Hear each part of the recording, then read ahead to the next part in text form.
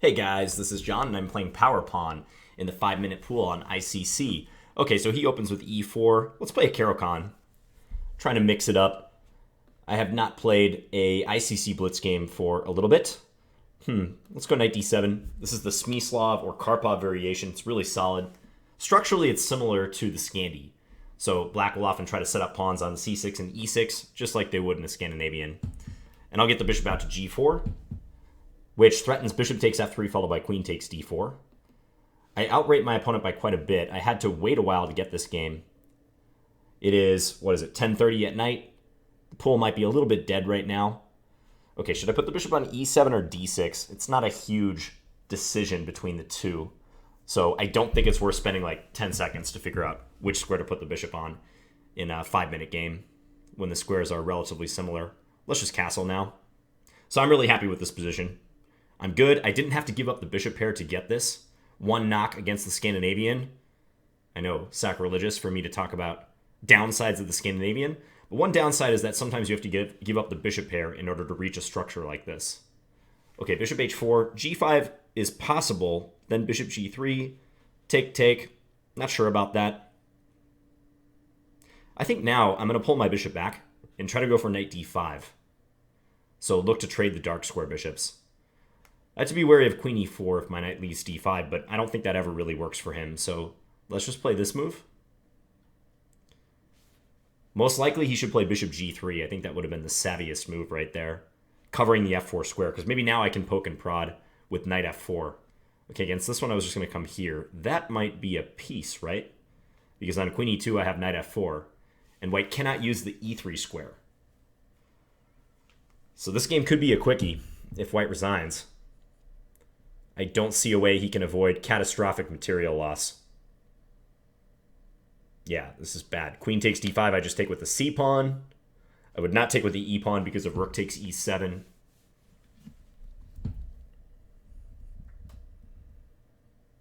Yeah, nothing to do for white. He played that last move too quick. It was natural to get out of the pin, but you got to do it carefully.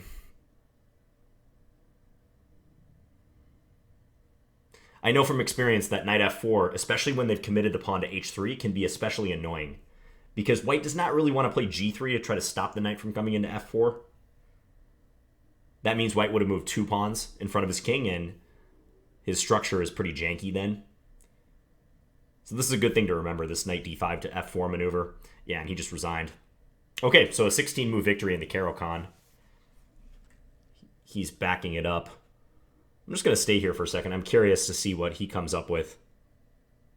I'll analyze this game in a second on my own, but I want to observe my opponent. So he was looking at g4 right there, huh? Right after bishop e7. I got to say, I didn't think about g4 at that moment. Is that really possible? I assume it was. Maybe I was asleep at the wheel.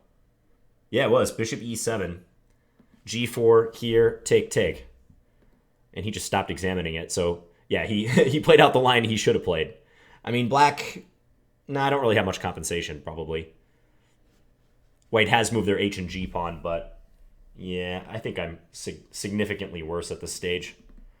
After g4, is knight takes g4 possible, or is that too crazy? It's probably not justified. Knight takes g4, h takes g4, bishop takes g4. Yeah, that's not going to fly. Bishop takes e7. 2 pawns for the piece. White's king side is kind of ruined, but I don't think black has a strong enough attack there. There's not enough pieces involved in the action.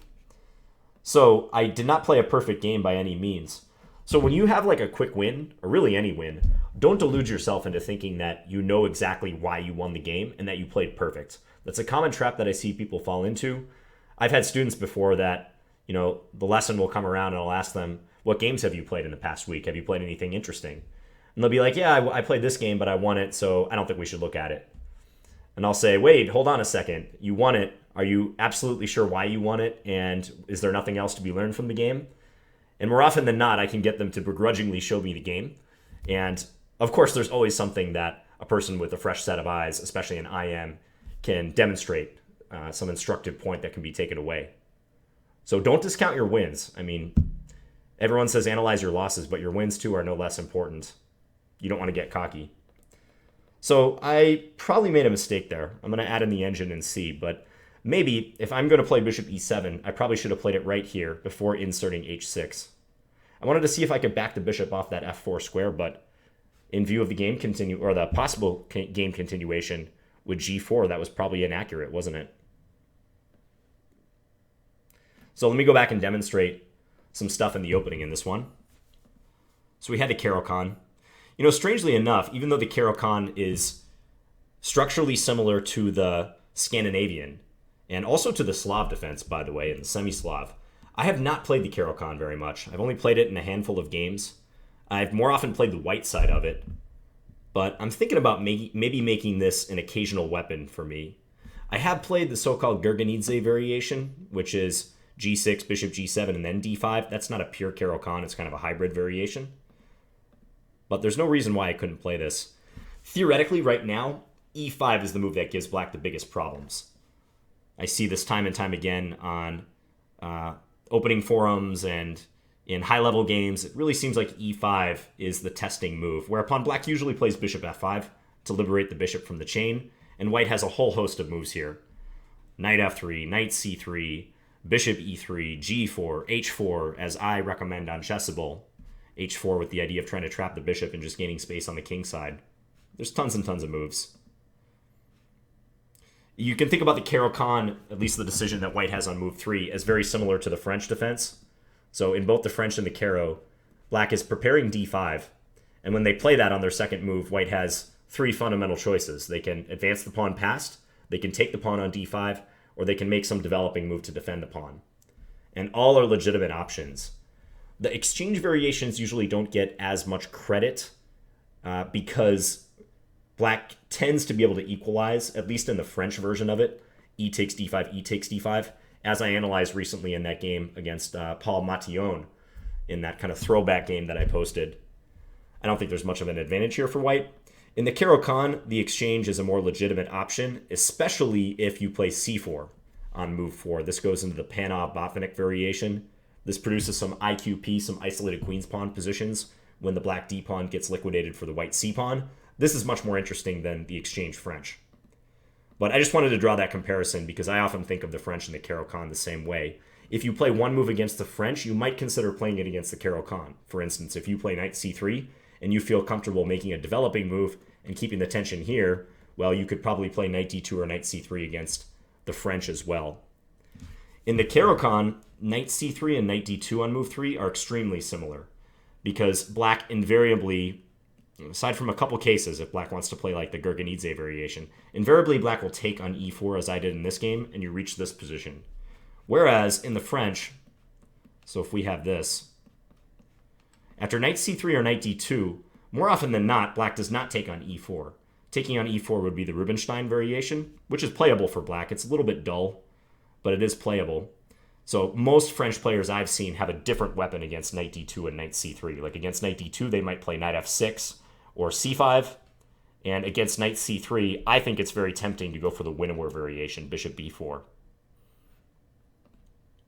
So I know this is turning into kind of a general opening overview of the Caro-Kann / the French, but since this game was so short, it probably makes sense to at least draw a couple things away from it in the opening. So white played knight c3, and I took on e4. White takes back.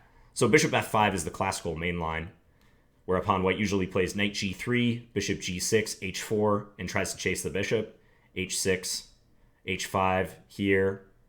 There's another move order too, like knight f3 with the idea of knight e5, knight d7, stopping that idea. And this is one of the principal positions that's reached. Bunch of theory from here. White often castles queenside. But I kind of like knight d7. It's a solid move. As I said, Karpov was one of the aficionados in this line, and Smyslov before him. So black just prepares to play knight f6, when if white takes the knight, we can replace it with the other knight. Knight f6 immediately is playable, but after takes, you have to be willing to accept the pawn structure damage. E takes f6 or g takes f6. I've thought about playing this line because this too is like one of the main lines in the Scandinavian, although I think this line is better for white with best play. So knight d7, and strangely enough, the most challenging move here, as far as I'm aware, is knight to g5, which breaks one of the cardinal rules of the opening that says you shouldn't move the same piece twice. But in fact, this knight is quite pesky on the g5 square, because if black plays h6, then white can play knight e6. And f takes e6, queen h5, g6, queen takes g6 mate would not be a nice day, end to black's day. This is a trap that I demonstrate on Chessable as well. So knight g5 keeps this knight kind of hovering over black's king and might require black to play some precise moves. So at this point, I believe the theory goes, yeah, knight f6. So you play this knight out. And then bishop d3, which renews the idea, because now if h6, knight e6 is still possible, this time the h5 square is covered by the knight, but since white developed the bishop to d3, bishop g6 mate will be the answer. So bishop d3, then black is supposed to play e6, knight f3, and here black should hold off for even one more move and play bishop to d6 before playing h6 on the next move.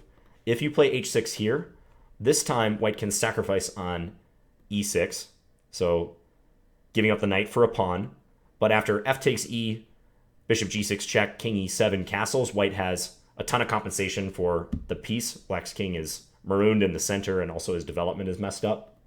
If black instead plays queen e7, white will castle, and after f takes e6, bishop g6, king d8, now I think the move is bishop f4. This is the continuation from the famous game Deep Blue versus Kasparov, from the match that was heard around the world because Kasparov lost to Deep Blue in the final game in this line in like 17 moves or something ridiculous. Yeah, he lasted only like 6 or 7 moves after this. And Deep Blue defeated the world champion for the first time in a match. So that is an overview of knight g5 on move 5, supposedly the most challenging move to black's setup. But after knight g5, as I said, bishop d3, e6, knight f3, bishop d6, queen e2 is usually played, and now h6 is safe. The sacrifice is not as good here because black has freed up the f8 square. So if take, note if queen takes, there's queen e7 trying to force a queen trade. So black tends to be okay in this. If take, bishop g6, king f8, and the bishop is already out. The black king is not blocking its development. So after all that being said, white played knight f3 in the game. And then after knight gf6, knight takes f6, knight takes f6, I think black is already fine here. I don't see any big problems. Bishop d3.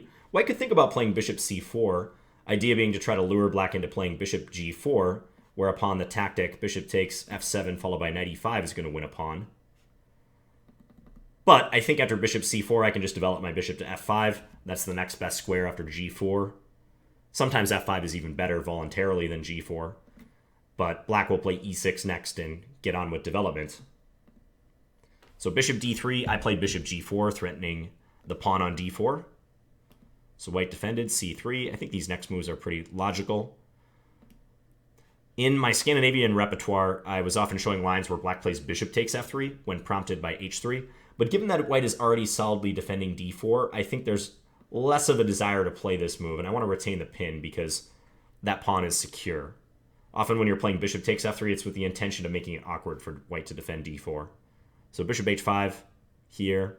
And I don't know which move is better, bishop e7 or bishop d6. You could make an argument for both.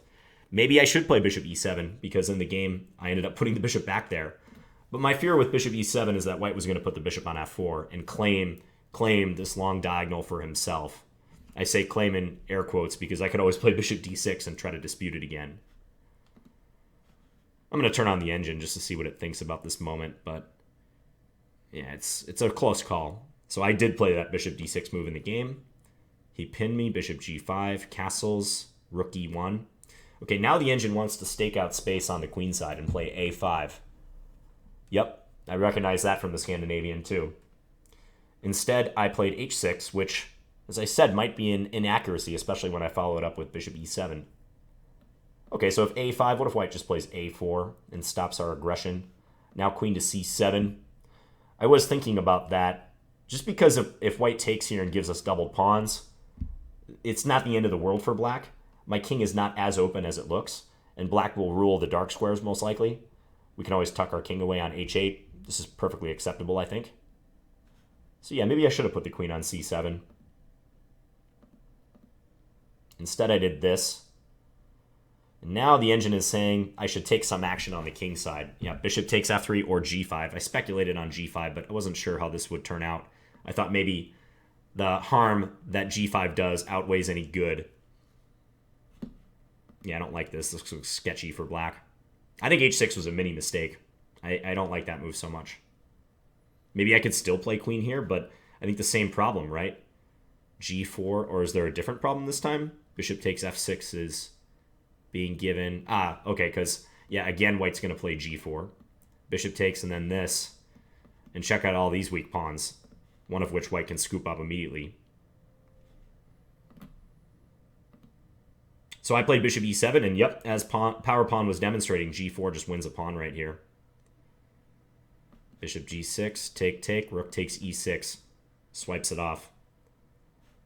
And I think what we'll see, according to the computer, is that this piece sacrifice, either h takes g4 or bishop takes e7 first, is probably just not sound. Black doesn't quite have enough. If there were more pieces to assist the bishop in attacking white's king, and if I could increase the pressure on the knight on f3, I might consider this, but I think this evaluation is justified. You notice that evaluation is greater than the amount of material that white is up.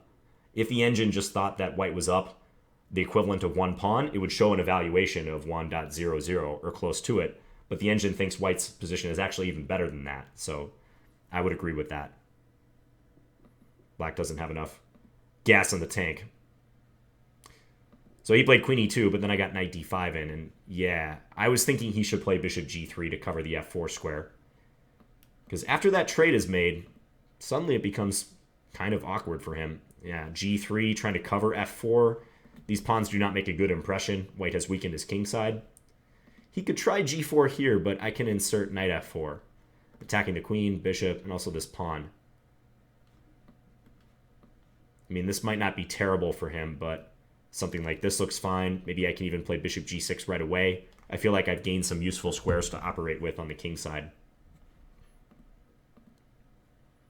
So he did this, trying to get out of the pin and also cover the f4 square, but yeah, this just runs into bishop g6 and white's losing a piece. No two ways about it. He can't move his queen anywhere but e2 safely in order to defend the bishop. And we know that queen e2 will be met by knight f4 with the fork. Okay, so a quickie of a game, only 16 moves. And I know I have a tendency to be long-winded sometimes, but I'm trying to put myself in your guys' shoes, the viewers. And as I said, you can't even discount the wins, even the quick wins that you get. Like, there's always something to be learned from chess or some pattern to reinforce. One thing I learned in this game is that I have to be careful about h6 and this structure. I haven't ever been in a position exactly like this, I don't believe. And the presence of the bishop on d3 and the possibility of g4 went underestimated by me. I would not have played h6 in retrospect. I like what the engine was suggesting. a5, and then if something like a4, queen c7, and just letting white take on f6.